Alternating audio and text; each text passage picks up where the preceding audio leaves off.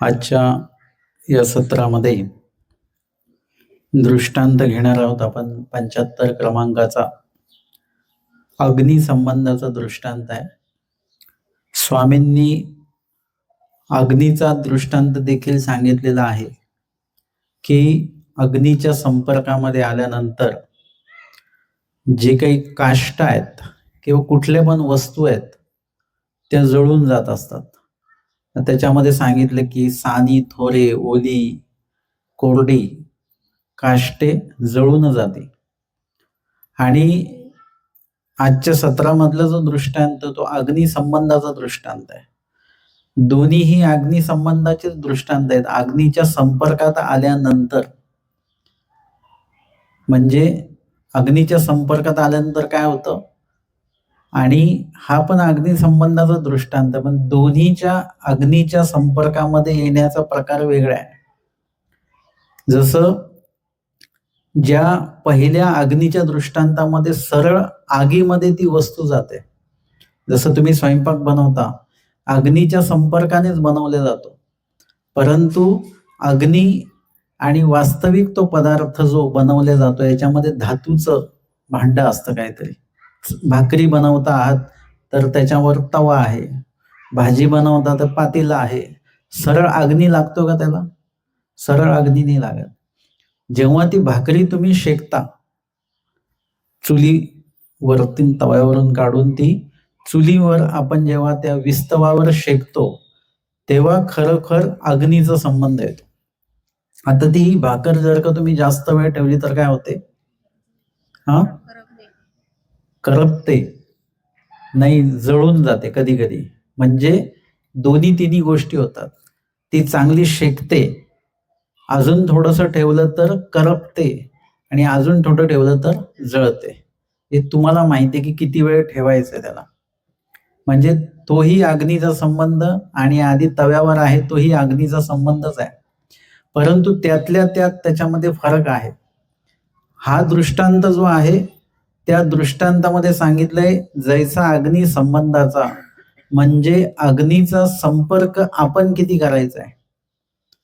आता हे मनुष्य जो आहे त्या मनुष्याला ते लक्षात आलं पाहिजे की जो अग्नी आहे, उष्णता आहे, त्याचा संपर्क आपण किती प्रमाणामध्ये केला गेला पाहिजे ते या दृष्टांतामध्ये सांगितलेलं आहे.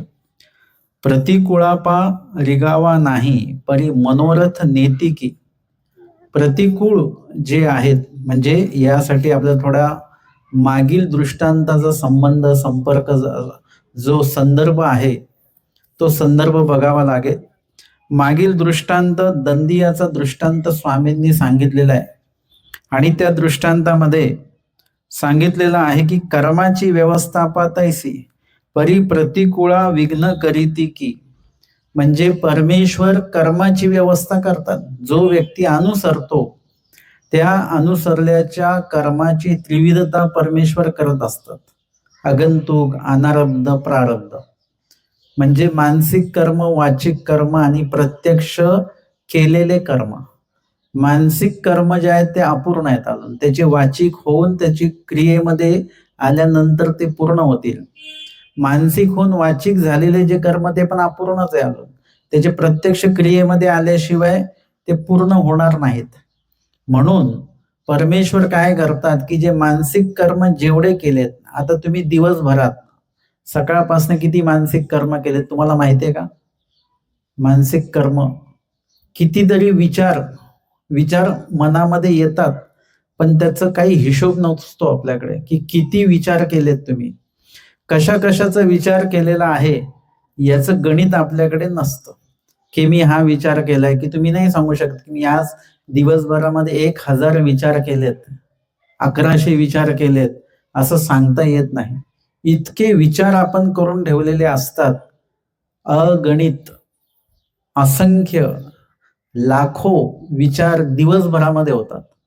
आता सांगा 1,00,000 विचार आपण दिवसभरात करत असू तर किती विचार होत असतील महिन्याभरात? गणिताचा क्लास.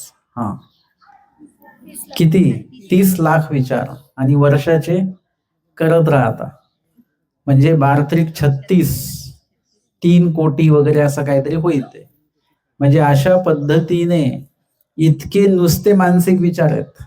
जेवढे मानसिक विचार झाले तेवढे वाचिक होणार, मानसिकाचे वाचिक होणार. मानसिक विचार म्हणजे बी आहे. तुम्ही शेतकरी आहात, तुम्हाला काही हे उदाहरण पटकन समजेल. जेवढं बी तुम्ही पेरलेलं आहे तेवढं ते उगवणार. ते बी पेरणं म्हणजे मानसिक कर्म आणि ते उगवणं म्हणजे वाचिक कर्म. आणि त्याच्यामध्ये फळ धरणं, धान्य धरणं त्याच्यामध्ये म्हणजे ते प्रारब्ध झालं. जे प्रारब्ध झालं म्हणजे ज्याच्यामध्ये धान्य आलं, ज्याच्यामध्ये ते आपल्याला खाण्याला आता योग्य झालं. तसं जे प्रारब्ध कर्म झालं ते भोगण्यासाठी आता योग्य झालं. ते भोगल्याशिवाय आता गत्यंतर नाही. आणि मानसिक जे कर्म केले ते वाचिक होणार म्हणजे होणार. तुम्ही काहीतरी वाईट विचार केला आणि एकदम नंतर लक्षात आलं, तोपर्यंत वाचिके होऊन जाऊ शकतं. वाचिके कधी होईल सांगता येत नाही. लगेच पण होईल, 1 महिन्यानी पण होईल, 1 वर्षांनी पण होईल, किंवा पुढच्या जन्मात पण होऊ शकतं. मानसिकाचं जे केलेलं आहे ते वाचिकेमध्ये येणार. जे वाचिक केलेलं आहे ते कधी पण शरीरा प्रत्यक्ष क्रियेने ते घडणार. आपण जर का मनामध्ये म्हटलं की अमक्याला, मनामध्येच म्हटलं अमक्याला मला मारायचं आहे, आता हे कोणाकडे तरी आपण बोलल्याशिवाय राहतो का? मनामध्ये धगधग असते ना, ते बोलल्याशिवाय आपण राहत नाही, कोणाकडे तरी बोलतो. मानसिक क्रिया झाली, वाचिक क्रिया झाली. आता ती व्यक्ती सरली म्हणा की आपणच सरलो. आता ते मानसिक वाचिक जे राहिलेलं आहे, होऊन गेलेलं आहे, ते आता टळणार नाही. तुम्ही कुठल्या ज्या जन्मात जाणार, परत मनुष्य देहामध्ये येणार, त्यावेळेला ते मानसिक वाचिक झालेलं ते पहिले येईल. आणि त्याचं आता क्रिया करायचीच फक्त बाकी आहे. ती क्रिया त्याच्यामध्ये संपन्न होणार. मानसिक वाचिक मागच्या जन्मात झालंय. म्हणजे तुम्ही केलेलं जे कर्म आहे ते तुम्हाला कधी सोडत नाही, ते तुमच्या सोबतच असतं. ते म्हणतात ना, गाव बदललं म्हणून नशीब बदलत नाही. तशा पद्धतीने आपण जन्म जरी बदलला, या मनुष्य देहातनं दुसऱ्या मनुष्य देहात गेलो, या युगातनं दुसऱ्या युगात गेलो, तरी ते कर्म जे असतात ते मात्र आपल्या सोबत असतात. देह बदलत राहतो, कर्म मात्र बदलत नाही, ते तसेच राहतात आपल्या संलग्न. आणि कर्म आणि जीव हे कधी वेगळे होत नाही. शक्यतो हे सोबतच असतात. हे कधी वेगळे होतील? ज्या वेळेला आपल्याला अप्रोक्ष ज्ञान होईल. अप्रोक्ष ज्ञान झाल्यानंतर कर्मांपासून वेगळे होऊ आपण. आणि जेव्हा आपल्याला मोक्ष होईल विशेष ज्ञानाच्या शेवटी, त्यावेळेला आपण संलग्नापासून मोकळे होऊ, तोपर्यंत नाही. अशा पद्धतीने हे कर्म जे असतात ते आपल्या सोबतच आहेत. म्हणून मागचा दृष्टांताचा संदर्भ आपण अजून बघतो आहोत की कर्माची व्यवस्था तर परमेश्वर करतात. अनुसरलेला जो व्यक्ती आहे या गर्दीतनं बाहेर पडतो. जो अनुसरलेला नाही तो कर्मामध्ये गुंतलेला आहे, है ना. प्रपंचातला व्यक्ती जो आहे त्याला फक्त एवढंच सांगा की उद्या काय आहे, निरोपण आहे, की त्याला एवढे काम आठवतात. किंवा त्याला सांगा 8 दिवसांनी निरोपण आहे, तरी देखील त्याच्याकडे कामं असतात भरपूर. त्यांना सांगा की 1 महिन्यानी निरोपण आहे, तरी देखील ते त्या दिवशी तुम्हाला काही ना काही कारण सांगणारच की नाही, मग हे काम आहे, ते काम आहे, ते काम आहे. अनेक कामं सांगितल्या जातात. याच्यातनं काय कळतं? आपण कर्मांमध्ये इतके गुंतलेलो आहोत की थोडं तुम्हाला मोकळीकता जर का पाहिजे असेल तर ती मोकळीकता तुम्हाला भेटू शकत नाही. इतके आपण गुंतलेलो आहोत. आपणच केलेल्या कर्मामध्ये आपणच गुंतलेलो आहोत, ही शोकांतिका आहे.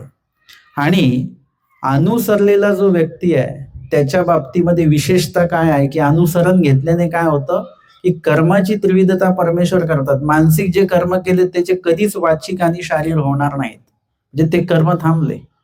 मग मानसिकाचे वाचिक झाले त्याचं काय?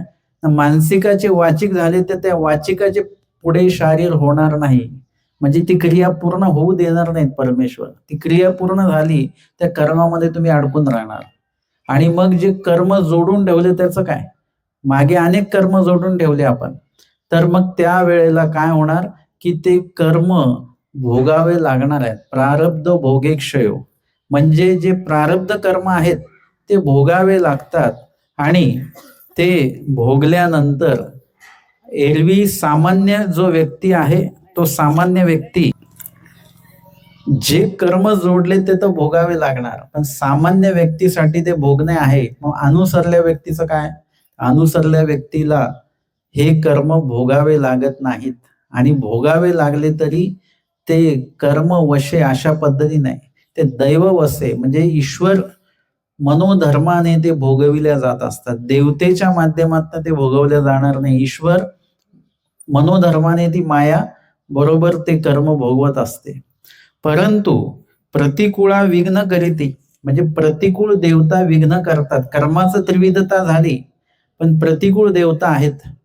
81 कोटी 1.25 देवता आहेत. त्यापैकी स्वर्गस्थानी पासून तर ज्या देवता आहेत त्या एकूण 72 कोटी देवता आहेत. तर त्या 72 कोटी देवतेमध्ये काय आहे की 36 कोटी अनुकूळा देवता आणि 36 कोटी प्रतिकूळा देवता. तर त्या प्रतिकूळा देवता ज्या आहेत त्या विघ्न करत असतात. मग त्यांचं काय ना, तया सन्निधानी रिगो नये. ते जे आहेत ते सन्निधानी येऊ शकत नाहीत. ते जे देवता आहेत सन्निधानी तुम्ही असाल तर सन्निधानी देवतेंचं विघ्न त्या जीवाला होत नाही. आणि हा दंडियाचा दृष्टांत आपण बघितलेला आहे.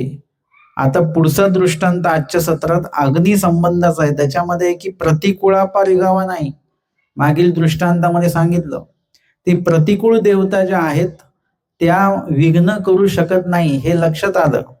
परंतु मनोधर्म नेती की म्हणजे हे लक्षात घ्या की आपण बाहेरच्या काही गोष्टी आहेत, बाहेरचा जो काही त्रास आहे तो त्रास आपण थांबवू शकू, परंतु आतमधनं जो त्रास असेल तो कसा काय थांबवणार? जसं थंडीचे दिवस आहेत, मग तुम्ही काय करता? कान टोपी, स्वेटर, हे ते सगळं, ब्लँकेट सगळं घेतलं आपण. आता थंडी गेली, परंतु तो कुठला ताप आहे त्याच्यामध्ये आतमधनच थंडी वाजते. म्हणजे किती अंगावर घेतलं तरी काय होतं?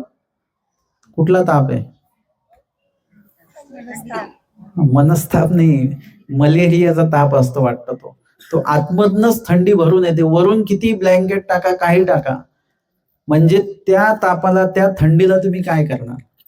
तशा पद्धतीने आपल्याला दोष जे संचारतात ते कशामुळे संचारतात की आपण स्मरणाला बसलेलो आहे आणि आपलं स्मरण का नाही होत? कारण की आपल्या बाजूला बसलेले अन्य वार्ता करतायत, काहीतरी आवाज येतोय, तो सगळा आपण बंद केला. परंतु आतमधले विचार जर का सुरू झाले तर ते बंद करता येतात का तुम्हाला? लोक विचारतात की बाबा आम्ही स्मरणाला बसलो की आमचं ते मन स्थिर होत नाही. तर मन स्थिर करण्यासाठी काय केलं पाहिजे? आता काल परवा पण मला प्रश्न विचारला, म्हटलं मन स्थिर करण्यासाठी मन स्थिरच करावं लागतं बरं का, त्याला कुठल्या गोळ्या मिळत नाही बरं का, की तुम्ही जाल आणि असं मन स्थिर करण्याची कुठले औषध आहे का वगैरे. त्याच्यासाठी मन स्थिरच करावं लागतं, वेगळं काही औषध नाही आहे. परंतु आपण सगळे इकडून दोष जे येणारे आहेत ते दोष येणारे सगळे बंद केले, परंतु आतमध्येच आपल्या मनामध्ये दोष असेल तर निंदा ऐकणं बंद केलं, निंदा वाचणं बंद केलं, पण आपल्याच मनामध्ये इतरांविषयी निंदा जर का आठवत असतील तर, है ना, निंदा आठवायला कुठला वेळ असतो का तुमच्याकडे? कुठला वेळ ठरवलेला आहे का तुम्ही असं निंदा आठवण्यासाठी? कधी पण स्वयंपाक करताना निंदा आठवते उगाचच, गोड पदार्थ बनवताना एखादा विषय वाईट आठवतं काही संबंध नसताना. बरं, देवपूजा करताना पण असंच, आपण देवपूजा वंदन करतो आणि दुसरं कोणी चांगलं करत नसेल तर आपल्या इथे मनातल्या मनात चालू राहून होतं काहीतरी निंदा कुणातरी विषयी. म्हणजे हे काय आहे, तुम्ही या निंदेला तुम्हाला थांबवता आलं पाहिजे. आणि हे सगळे दोष आपल्या अंतरातले आहेत. बघा, आतापर्यंत बाहेरचे दोष सांगितलेले आहेत, जीवाकडनं येणारे दोष, देवतेकडनं होणारे दोष, म्हणजे आपल्या बाबतीमध्ये काही विघ्न किंवा मग एखाद्या वस्तू किंवा जागे संबंधित आपल्याला निर्माण होणारे दोष, हे सगळे आपण बंद केले. परंतु आपल्या मनामधनं जर का दोष निर्माण होत असतील तर ते कसे बंद करायचे? इथे सांगितलं की आपण स्मरणाला बसल्यानंतर जर का ती जागा राजस किंवा तामस असेल तर काय होतं की राजस विचार, तामस विचार, हिंसक विचार, मग ते काय सांगितलं, जागा बदला. 5-5 फुटावर जागा बदलते आणि जागा बदलली की तुमचे विचार बदलते. परंतु त्याच्यामध्ये सांगितलं की अनेक जागा बदलून देखील विचार नाही बदलले तर काय समजायचं? हिंसकच विचार येत असतील तर समजायचं दोष जागेचा नाही, दोष आपला वैयक्तिक दोष आहे, आपल्या मनातला दोष आहे. आपलं मनच हिंसक विचारांचं मन आहे. आणि त्याच्यामुळे काय होतं की इथे मनोधर्म नेती की म्हणजे मनोधर्म आपल्याला इकडे तिकडे नेतात. स्मरणाला तुम्ही इथे बसलेले आहे, परंतु मन मात्र तुमचं अख्ख्या शहरामध्ये फिरून राहिलेलं आहे. इकडे गाठी फिरते, मनी फिरतात आणि मन पण फिरतं. मनी इथे फिरतात आणि मन सगळीकडे फिरत राहतं. आपले विचार इकडे तिकडे सुरू राहतात. म्हणजे हे काय आहे? मनोधर्म जे आहेत, आपले विचार जे आहेत ते इकडे तिकडे आहेत. आमच्या निळवट्ट भांडारेकर जे आहेत ते स्वामींच्या सोबत आहे, पण त्यांचा मनोधर्म वेगळाच सुरू आहे. त्यांच्या मनोधर्मामध्ये, त्यांच्या मनामध्ये विचार सुरू आहे की मी सगळं सोडून आलो, पण देवासाठी मात्र मी काहीच आणता नाही आलं. मला थोडं तरी सुचलं पाहिजे होतं की देवासाठी काहीतरी घेऊन यावं. हे सगळं एवढं कमवलं, आता हे सगळं प्रपंचाला जाणार, कर्माराटीत जाणार, दैवराटीत काहीतरी उपयोगी लागलं पाहिजे होतं, ईश्वराच्या ठिकाणी काहीतरी उपयोगी लागलं पाहिजे होतं, परंतु ते झालं नाही. स्वामींनी काय केलेलं आहे? त्यांचा मनोधर्म जाणला आणि त्यांची ती क्रिया घडवून घेतली. लक्षात घ्या, निळभट्टांचाही मनोधर्म आहे आणि आपलाही मनोधर्म सुरू आहे.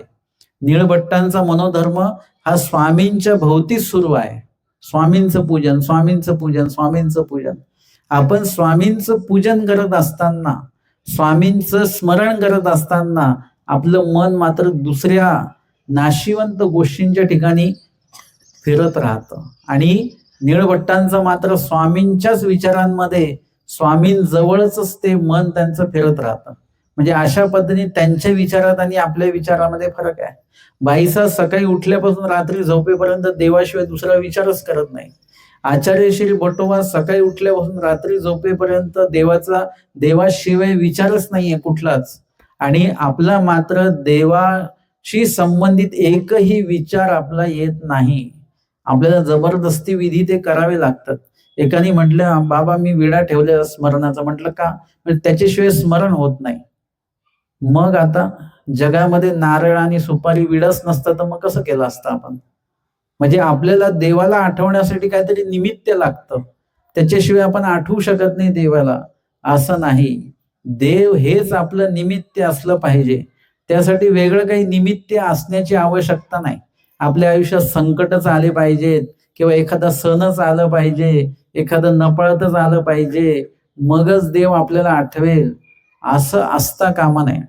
आणि म्हणून सांगितलं की मनोधर्म नेती की, म्हणजे मनोधर्म आपल्याला काय करतात? इकडे तिकडे घेऊन जातात.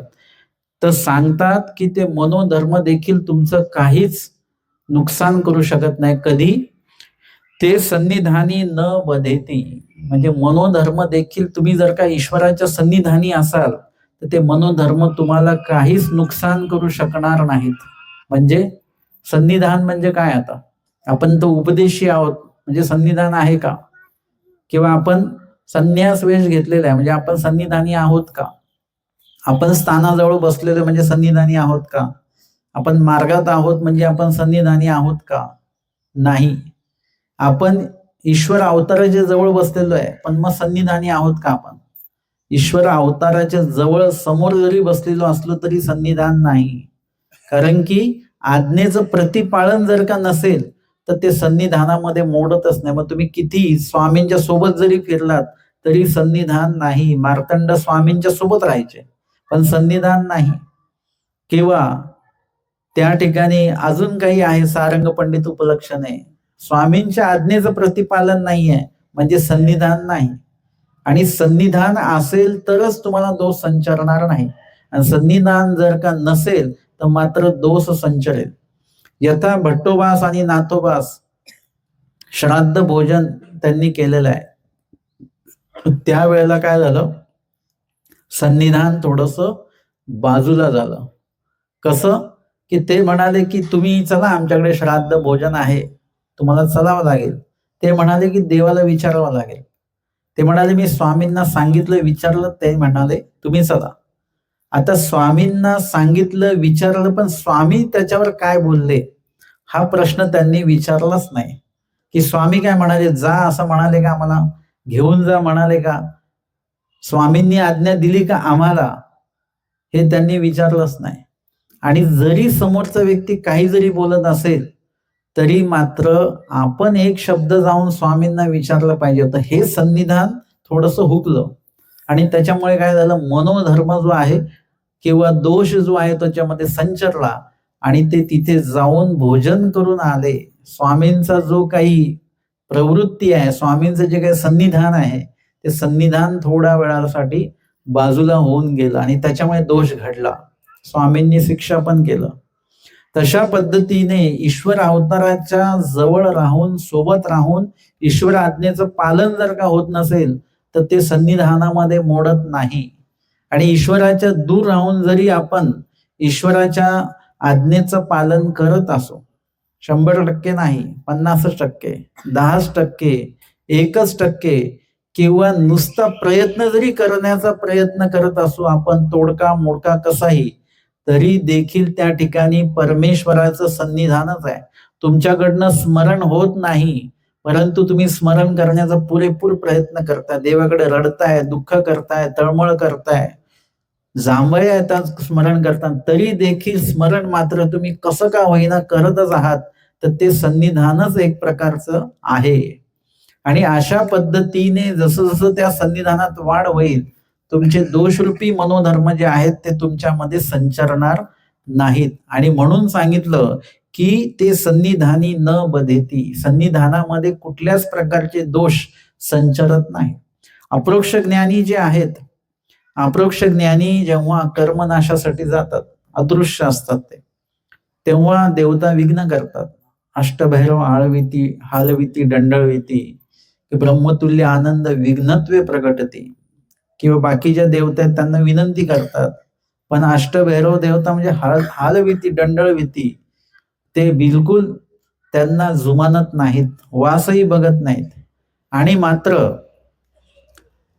विश्व चैतन्य देवता काय करतात, आनंदाचा संचार करून टाकतात. आणि ते जे विघ्न झालं ते विघ्न त्याच्यासाठीच झालं असं म्हणतात की ते सन्निधानाच्या बाहेर गेलेले आहेत. परंतु ते लगेच सन्निधानामध्ये येतात आणि सेवादास्य करतात. ईश्वर अवताराचं सन्निधान, सेवादास्याचं सन्निधान, मणितले करण्याचं सन्निधान, त्याच्यामुळे ते जो विघ्न झालेले ते विघ्न लगेच शाळा होऊन जात असतं. आणि अशा पद्धतीने एक तर सन्निधानामध्ये विघ्न संचरत नाही, आणि एकदा जर का विघ्न संचरलं तर समजायचं की आपण सन्निधानामध्ये नाही आहोत किंवा सन्निधानीचाच भोग आहे, असं पण एक आहे. आणि अशा पद्धतीने जर का सन्निधानात तो जीव आला तर त्याच्या त्या दोषाचं क्षालन होतं, त्या दुःखाचं क्षालन होतं. आमचे निळभट्ट भांडारेकार हे आता सन्निधानामध्येच आहेत, स्वामींसाठी शयनासन टाकत आहेत. आणि त्यावेळेला काय चावलं त्यांना, काय चावलं, इंगळी चावली. आता सन्निधानातच आहेत ना, आता त्यांना असन्निधान म्हणता येतं का, नाही, परंतु तो आहे सन्निधानातला भोग. निळभट्ट भांडारेकरांनी स्वामींकडे कुठल्याच प्रकारची मागणी केली नाही. त्यांनी काय केलेलं आहे की आपलं जे सन्निधान आहे ते सन्निधानातला जो आनंद आहे तो अजून वाढवून घेतला त्यांनी. म्हणजे ते सन्निधान अजून वाढवून घेतलं आणि ते सन्निधान वाढवल्यामुळे काय झालं, त्यांचं इंगळी दंशाचं जे दुःख आहे ते नाहीसं होऊन गेलं. किंवा भट्टोबास आहेत, त्यांचे उदरव्यथा आहे, ते तर मातीकाम सुरू आहे, म्हणजे सन्निधानच आहे, असन्निधान नाही, तरी पोटदुखी उदरव्यथा सुरू झाली. का झाली, कारण की सन्निधानातला भोग आहे. जसं तुम्ही घरी चांगले आहे आणि म्हटले की मार्गात जाऊन, मार्गात गेले गेल्या ताप आला, आता सहाय्य झालं पाहिजे होतं ना, का नाही झालं, कारण की तो सन्निधानातला भोग आहे आणि त्याच्यामुळे तो तिथेच गेल्यानंतर उद्भवणार. मग भट्टोबासांनी काय केलं, किती दगड वाहिली, 27 की 28 दगड वाहिली. किती वाहिली, किती दगड वाहिली भट्टोबासांनी, 22 दगड वाहिली. किती म्हणा, हा, म्हणजे मग तुमच्या लक्षात येईल की मागच्या वेळेस आपण 22 म्हटलो होतो. तर 22 दगड वाहिल्यामुळे काय झालं की सन्निधानामध्ये जास्त जवळीक आली. आता त्या 22 दगडांमुळे पोटदुखी थांबलेली नाही त्यांची. तर स्वामींचं म्हणितले करण केल्यामुळे, स्वामींची आज्ञेचं पालन केल्यामुळे अजून सन्निधान वाढलं आणि सन्निधानीचा भोग सन्निधानीच उद्भवतो. तसं सन्निधानीचा भोग सन्निधानीच नाचतो, तो इकडे तिकडे नाचू शकत नाही. आणि म्हणून जेव्हा तुम्ही ईश्वर अवताराच्या जास्त संपर्कात जाल, सन्निधानी जाल, तर तेवढे तेवढे जे काही दोष निर्माण होणारे आहेत ते दोष तिथे क्षाळन होत राहतात. आमचे माहीम भट्ट अनुसरणासाठी निघाले आणि अनुसरण त्यांचं झालं. कधी झालं अनुसरण? श्रीप्रभूंच्या ठिकाणी काही सोहळा झाला का त्यांचा अनुसरणाचा? काही झालं तसं सोहळा नाही झाला त्यांचा. मग अनुसरण कधी झालं? ज्या वेळेला त्यांनी रुद्रपूरच्या दिशेने पहिलं पाऊल टाकलं ना, तेच त्यांचं अनुसरण. ते जर का घरी निघाले असते, नदीकडे गेले असते, अजून तिसऱ्या ठिकाणी गेले असते, तर चाललं नसतं. ते अनुसरण पदामध्ये नाही पडत.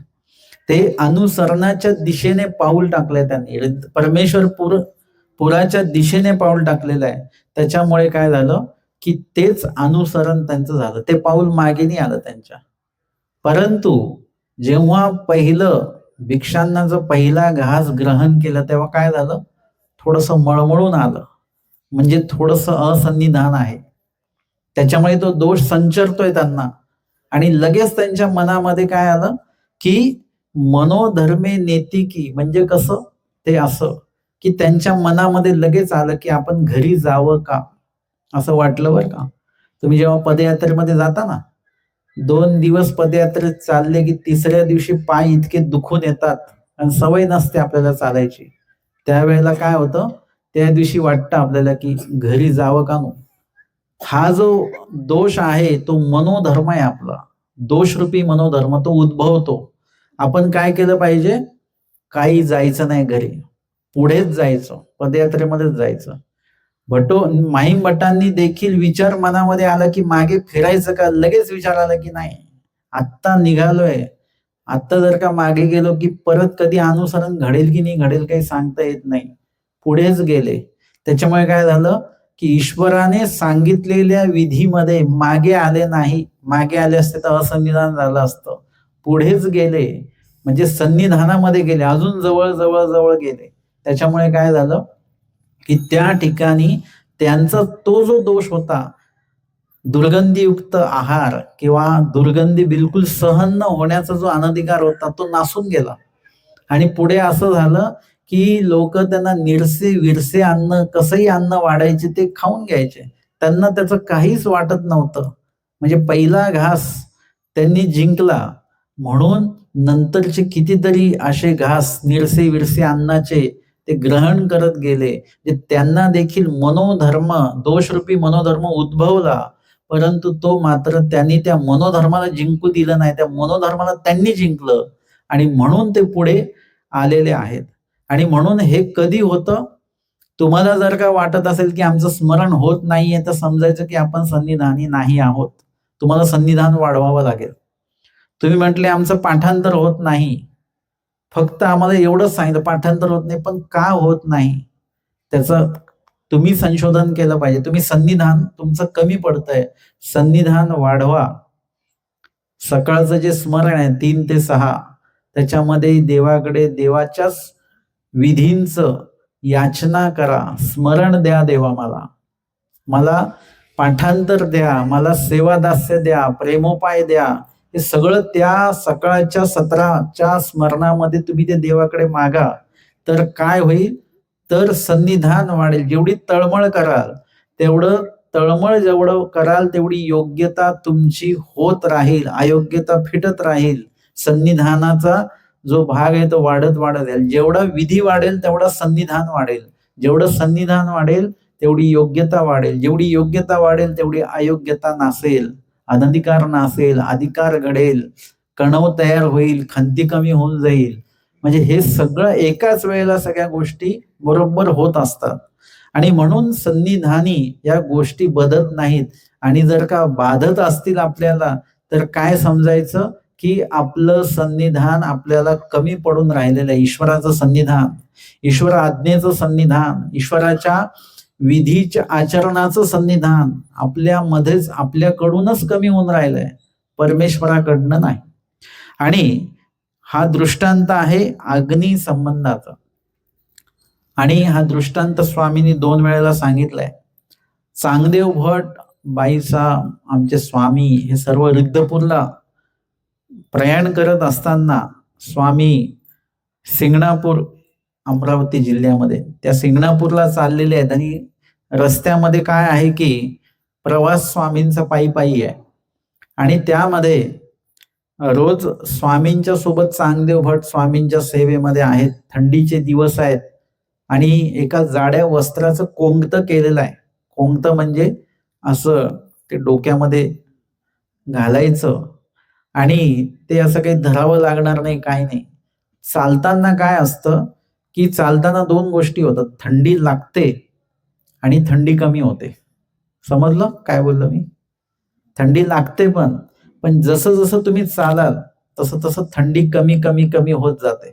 म्हणजे त्यावेळेला असं असलं पाहिजे की थंडी लागू नये असंही वस्त्र आणि उष्णता वाढू नये असंही प्रकारचं वस्त्र, अशा पद्धतीने ते वस्त्र घेतलं गेलेलं आहे.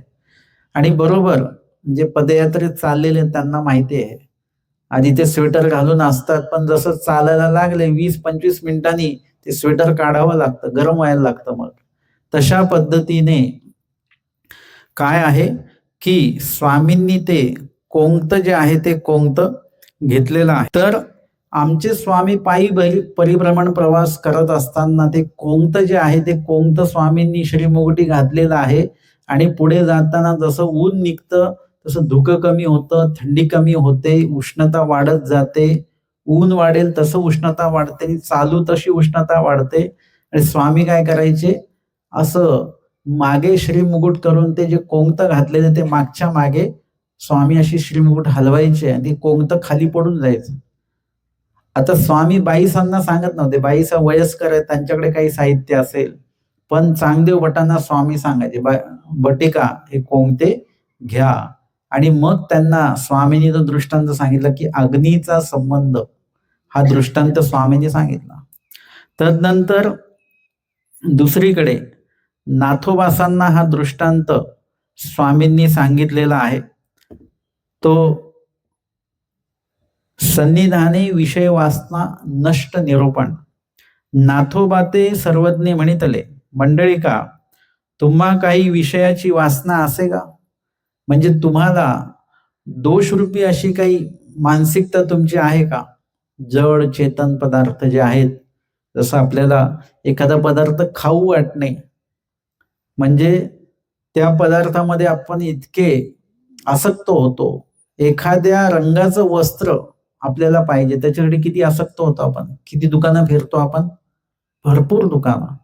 किंवा अमक्याच नक्षीचं सोन्याचा अलंकार असावा, सोनं असावं एवढ्यावर मर्यादित नसतो.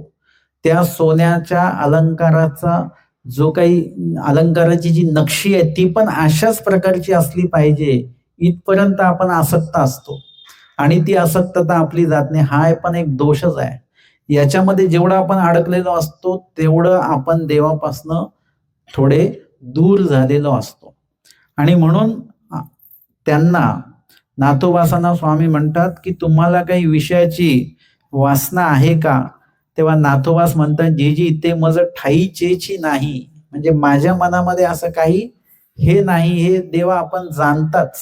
नाथोबा एकदम साधं व्यक्तिमत्व आहे. आणि पुढे नाथोबासांच्या अनेक लीळा आपण बघितलेल्या आहेत. त्या अनेक लीळांमध्ये नाथोबासांचं जे काही साधेपण आहे आणि समर्पण आहे, दोन्ही गोष्टी आपल्याला बघायला मिळतात. ते म्हणतात, देवा माझ्याकडे कुठला दोष नाही, हे देवा तुम्ही स्वतः जाणता. म्हणजे आपण कसे आहोत हे जगामध्ये कोण कोण जाणतं बरं? आपले आई वडील जाणतात आपण कसे आहोत. आपले गुरु निमित्त अजून चांगलं जाणतात बरं का. म्हणजे आपले गुरु जितकं आपल्याला ओळखतात तेवढं आपल्याला कुणीच ओळखू शकत नाही. गुरु आपले मागील जन्मात आपण काय केलं हे गुरूंना कळतं. कशावरून कळतं? आपले अधिकार आणि अनधिकारावरून, आपल्या वागण्या, उठण्या, बसण्या, बोलण्यातनं त्यांच्या लक्षात येतं की त्यांचा जर का घोप लवकर पाठ झाला की ते म्हणतात यांनी मागील जन्म शास्त्राला दिलेला आहे बरं का. ज्याचं किती काथ्याकूट केलं तरी अभ्यास नाही होत, पाठच होत नाही, त्यांनी शास्त्राला जन्म दिलेला नाही. आणि तो दोष परत इथे पण येतो. इथे पण ते म्हणतात आता आम्ही अभ्यास बंद केलेला आहे. का? आमचा अभ्यासच होत नाही. नाही झालं तरी तो अभ्यास कराच. परंतु गुरुनिमित्त मात्र बरोबर लक्षात घेतात की हा कशामध्ये आहे, हा शास्त्रात आहे, हा सेवादास्यात आहे की अजून कशामध्ये आहे, हे बरोबर गुरुनिमित्त ओळखत असतात. आणि स्वामी सगळ्यात जास्त जर का आपल्याला पुरेपूर आपल्याला कोणी ओळखत असेल या जगामध्ये, तर ते केवळ परमेश्वर आपल्याला पुरेपूर ओळखत असतात. म्हणून आपण किती जरी म्हटलं की मला वाईट चालत नाही बरं का, असे खूप लोक 99% लोक हे वाक्य म्हणतात, मला खोटं अजिबात चालत नाही. हा, म्हणजे काय नाही चालत? ते वाक्य चुकीचं आहे का बरोबर आहे? पण ते वाक्य बरोबर आहे. त्यांचं म्हणणं अजिबात चुकीचं नाही. त्यांचं म्हणणं असं असतं की समोरच्यानी चुकीचं बोललेलं मला अजिबात चालत नाही. मी किती खोटं बोललं तरी मला ते चालतं, है ना. चुकणारा माणूस आपल्याला समोरचं चुकलेलं कधीच आवडतो का? आपल्याला नाही. पण आपण चुकलो तर ते मात्र आपण त्याच्याबद्दल आपली कोणाकडे तक्रार नसते काय, पण समोरचं चुकलं तर लगेच त्याच्याविषयी तक्रार असते. म्हणजे अर्थातच या ठिकाणी आपण तुम्हाला माहिती आहे की या सृष्टीमध्ये येताना किती खोटं बोलले तुम्ही? 81 कोटी 1.25 लाख 10 वेळा खोटं बोलले. तुम्ही पहिले म्हटले मी चैतन्य देवता आहे. आहे का तुम्ही चैतन्य देवता? कुठल्या प्रकरणामध्ये? हे संहार की उद्धरणामध्ये? अन्य व्यावृत्तीमध्ये का? हे चैतन्यमहम विश्वमहम अन्य व्यावृत्ती का युग धर्मामध्ये वाटतं? हे कशात आहे? चैतन्यमहम विश्वमहम तादात्मक होय विश्वमहम ऐसे भुजे. कुठलं प्रकरण आहे? संहार. संसरण प्रकरणामध्ये बरं का. हे संहार मध्ये मळ नाश आहे, इथे मळ रचना आहे. सृष्टीची रचना संसरणामध्ये, त्याच्यामध्ये आपल्याला ज्या देवतेचा मळ लागला ती देवता मी आहे असं वाटायला लागतं, है ना. एखाद्याला ते मुलं असतात ना छोटे, त्यांना ते पोलिसांचा ड्रेस जर का घातलं तर त्यांना काय वाटतं? ते पोलीसच वाटतं, मी पोलीस आहे. मग त्यांना डॉक्टरांचा ड्रेस घातले की त्यांना वाटतं मी डॉक्टर आहे. तो आहे का? म्हणजे तो काय बोलतोय? तो एक प्रकारे खोटं बोलतोय, परंतु तो कसा छोटा आहे, त्याला खोटं खरं काही नाही समजत. परंतु आपण मात्र अशा प्रकारे मळ लागताना 81 कोटी 1.25 लाख 10 वेळा त्या त्या देवतेंची नावं घेऊन म्हटले ही देवता मी आहे, ही देवता मी आहे, ही देवता मी आहे. इतक्या वेळ आपण खोटं बोललेलो आहे. आणि आपण म्हणतो मी कधीच खोटं बोलत नाही, तर एवढ्या वेळ आपण खोटं बोललेलो असतो. अर्थातच नाथोबास म्हणतात की हे मज ठाईचेची नाही, म्हणजे माझ्याकडे हा दोषच नाही. आणि ते गोसावी जाणत असती की, म्हणजे हे देव जे आहेत, परमेश्वर आहेत, यांच्यापासनं आपला कुठलाही दोष लपू शकत नाही. काहीच दोष आपला लपू शकत नाही, चुकी लपू शकत नाही, हे सगळं देव जाणतात. आणि म्हणून नाथोबास म्हणतात की देवा हे तुम्ही सर्व जाणतातच की. स्वामी म्हणतात तैसे नव्हे किंगा मंडळी का, ते येथीचेनी सन्निधाने निवर्तले. असं नाही बरं का. तुम्ही म्हटले की माझ्यामध्ये मुळातच दोष नाहीये, असं होत नाही. प्रत्येक याच्यामध्ये दोष असतो. कुठला असा पदार्थ आहे की तो निर्दोषच असतो? तो दोषयुक्त असतोच. त्याचा काहीतरी दोष तुम्हाला घालवावा लागतो. आणि मग जसं कैरी आहे, कैरी तशीच खायची असते कच्चीच, मग त्याच्यात कुठला दोष आहे ना? त्याला ते स्वच्छ धुवावं लागतं. त्याचा जर तो डिंक किंवा ते चीक असतो तो लागला तर म्हणजे त्याला निर्दोष करावं लागतं. प्रत्येक याला निर्दोष करावं लागतं. धान्य जरी असलं तरी त्याला निर्दोष करावं लागतं. तशा पद्धतीने ते निर्दोष केल्याशिवाय ते उपयोगामध्ये आणल्या जात नाही. तसा हा प्रकार आहे. आणि म्हणून कुठलाच जीव जो आहे तो निर्दोष नसतो, तो दोषयुक्त असतो. तर स्वामी सांगतात की तैसे नव्हे किंगा मंडळी का, तुम्ही असं समजू नका की माझ्याकडे कुठलाच दोष नाही, नव्हता, मुळातच नाही, असं नाही. तुमच्याकडेही दोष होता. ते येथीचेनी सन्निधाने निवर्तले, आमच्या सन्निधानामुळे तुमचा तो दोष जो आहे तो नासून गेलेला आहे. ते लक्षात नाही आलं. कडधान्याच्या ठिकाणी दोष असतो. काय दोष असतो? एकदम कठीण असतं ते. असं सहज खाऊ शकता का तुम्ही? नाही खाऊ शकत. मग त्याला काय करावं लागतं? भिजवावं लागतं. आणि त्या पाण्याच्या संपर्कामुळे त्याचा तो दोष निघून जातो, खाण्यायोग्य होतात. तसं ईश्वराच्या सन्निधानी राहिल्यानंतर आपले काही दोष असतील तर ते निघून जातात. आपण जर का घडण्या मडण्याला योग्य असू भटोबासांसारखं, तर ते परमेश्वर बरोबर त्या विधीतनं आपल्याला योग्य करत राहतात. यथा भट्टोबासांना योग्य केलं, घडवलं मडवलं कोणाला देवाने? घडवलं मडवलं सगळ्यांनाच. परमेश्वर असं काही भेदाभेद करत नाही की एकालाच मडवायचं दुसऱ्याला नाही. देवाने सगळ्यांना घडवलं मडवलं, परंतु घडले मडले कोण? फक्त भट्टोबास. जसं पाहिजे तसं घडले. आणि बाकीचे पण घडले, बाईसाई घडल्या, नाथोबासही घडले, माहिमभट्टही घडले, महादाईसाही घडल्या. पण जसं तसं जे घडले ते मात्र भट्टोबास घडलेले आहेत. आणि ते जसे तसे घडणार होते म्हणूनच त्यांना घडवलं मडवलं विशेष मनोधर्माने. अशा पद्धतीने देवाच्या संपर्कात गेलो आपण की आपला दोष निघून जात असतो. जसं एखाद्या शिक्षकाच्या संपर्कात गेले की आपला कुठला दोष जातो? आपला निरक्षर हा जो दोष असतो तो जातो आणि आपण साक्षर व्हायला लागतो. एखादं आजारपण घेऊन आपण एखाद्या वैद्याकडे गेलो तर आपलं ते आजारपण हा दोष निघून जातो, आपण सशक्त होतो.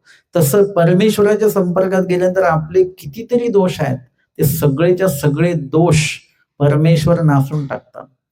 अशा पद्धतीने स्वामींनी त्यांना लक्षात आणून दिलं की ते आमच्या सन्निधानामुळे तुमचे ते दोष नासलेले आहेत.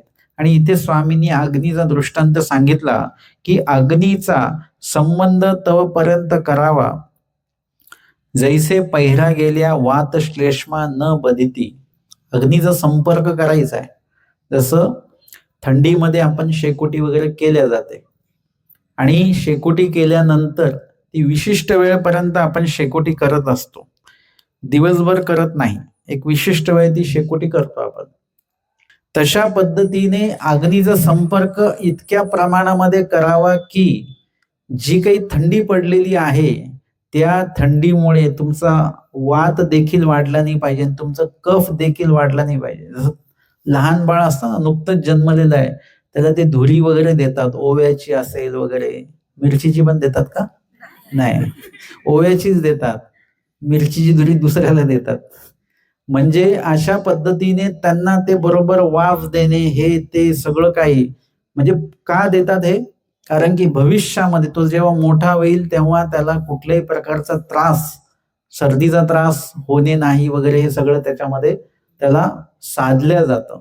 आणि म्हणून तेवढा अग्नीचा संपर्क आपण करावा, तेवढाच करावा की पहिरा गेल्या म्हणजे तिथून दूर गेल्यानंतर तुम्हाला सर्दी झाली नाही पाहिजे, कफ नाही झाला पाहिजे, इतका संपर्क, इतकी उष्णता आपल्या अंगामध्ये शरीरामध्ये असली पाहिजे. म्हणून थंडीच्या दिवसामध्ये तुम्ही काय करता?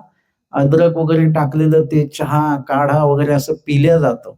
म्हणजे त्यामुळे काय होतं की त्या वातावरणाचा त्रास आपल्याला होत नाही. हा दृष्टांत झाला, त्याचा सिद्धांत सांगतात. तैसे पुरुषे तव पर्यंत सन्निधान करावे. म्हणजे ईश्वराचं सन्निधान, विधीचं सन्निधान किती असावं?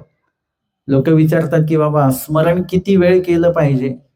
त्यांना जर का सांगितलं की सकाळी एकदा नाव घ्यायचं देवाचं, दुपारी एकदा आणि संध्याकाळी एकदा, किती सोपं काम झालं की नाही? परंतु त्यांना हे सांगितलं तर सोपं वाटेल, पण ईश्वराच्या नामाचं स्मरण किती वेळपर्यंत केलं पाहिजे? कमीत कमी 24 तासामध्ये कमीत कमी 3 तास. 3 तासापेक्षा कमी स्मरण आपलं झालं नाही पाहिजे. 3 तासापेक्षा कमी म्हणजे तुम्ही ईश्वराच्या त्या गंतीमध्ये नाही असं समजून जायचं. म्हणजे पास होण्यासाठी किती मार्क पाहिजेत? पास व्हायला किती मार्क लागतात? हा, 35%. ह्याला काय म्हणतात? कमीत कमी किती मार्क लागतात? 35%. आणि 34 मार्क मिळाले तर पुढच्या वर्गात नाही. म्हणजे इथे 3 तास तरी स्मरण दिवसभरामध्ये तुमचं कमीत कमी म्हणतायत ते, परंतु त्याच्याही पेक्षा जास्त स्मरण झालं पाहिजे तर ते सन्निधानामध्ये कुठेतरी गणल्या जाईल. आणि एवढं स्मरण आपलं झालं पाहिजे की तैसे जैसे पहिरा गेल्या विकार विकल्प न बदलते. विकार विकल्प जे आहेत म्हणजे दोष निर्माण नाही होता कामा आपल्या. विकार म्हणजे ईश्वराला सोडून इतर ठिकाणी आपण रममान झालो नाही पाहिजे. विकल्प म्हणजे देवतेला शरण गेलो नाही पाहिजे. एवढं ज्ञान आपल्याकडे असलं पाहिजे, एवढं सन्निधान असलं पाहिजे, एवढं आचरण आपल्याकडे असलं पाहिजे की तुम्ही देवतेला शरण तर गेलेच नाही पाहिजे, पण देवतेच्या जागेमध्ये देखील तुम्ही जाता कामा नाही. आमचे स्वामी काय सांगतात? जात्रे क्षेत्रा वचावे की न वचावे?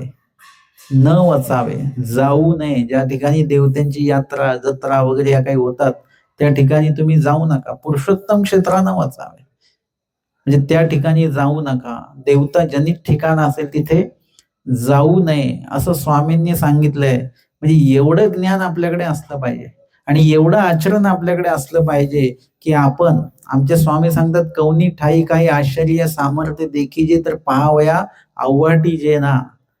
आपण असं काही चमत्कार वगैरे कुठे होत असेल की लगेच आपण तिकडे कलतो, थोडस जायला बघतो, तर नाही. ईश्वराचाच मोठा चमत्कार आहे. म्हणून या चमत्काराची वाट बघा. बाकी कुठल्याही इतर चमत्काराच्या ठिकाणी आपल्याला पळायचं नाही, जायचं नाही तिकडे. इतकं सन्निधान आपल्याला असलं पाहिजे. जीवनामध्ये कुठलाही प्रसंग आला तरी विकल्पाचं, देवतेचं किंवा कुठल्याही प्रकारचं असं विकल्पजनित उपाय क्रिया तुम्ही स्वतः करायची नाही, इतरांकडनं ती करवून घ्यायची नाही. द्रव्य त्याच्या संदर्भामध्ये आपण देऊन ती क्रिया करून घेणे असं कुठलाच प्रकार त्याच्यामध्ये करायचा नाही.